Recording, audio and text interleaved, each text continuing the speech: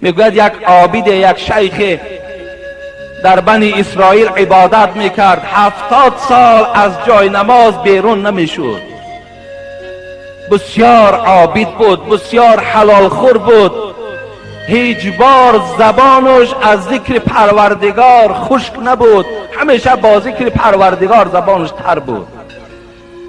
الله میگوید فرشته را روان کرد که رو با این عابد، با این شیخ بگو که دیگر مشقت نکشد، اگر 70 سال دیگر هم عبادت کند باشیشگاه وی دوزخ است، جنت برای این حرام است. فرشته آمد میگوید، صاحب تفسیر روح البیان میگوید فرشته آمد و این وعید، این خطاب پروردگار را به این شیخ خبر داد که الله میگوید اگر 70 سال دیگه همین عبادت داری، از این در زیباترش کنی، الله تو را دوزخ میبرد، از جنت تو را محروم گردانیده است. این شیخ چی گفت؟ امید بینید. این شیخ گفت، این ملائک گفت الحال نزد الله را و نزد پروردگار من برو بگو نحن خلقنا للعباده.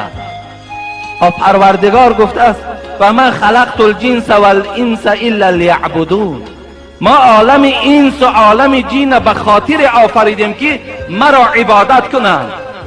منم گفت یک نفر از این بندگان خدا هستم، من بر بهشت دوزخش کار ندارم، فقط وظیفم که عبادت است. اگرچه پروردگار مرا از بهشتم محروم گردانیده باشد، تا زمانی که نفس در بدنم دارم از عبادت پروردگار روی نمیگردانم. وقتی این سخن ملائک برد و گفت ای پروردگار، ذات تو شنوا هست که اون شیخ بر من چی گفت، تو میدانی.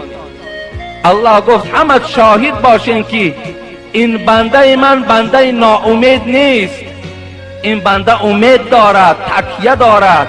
از این خاطر همه گواه باشید که گناه این شیخ من بخشیدم، این شیخ من وارد جنت میگرداند.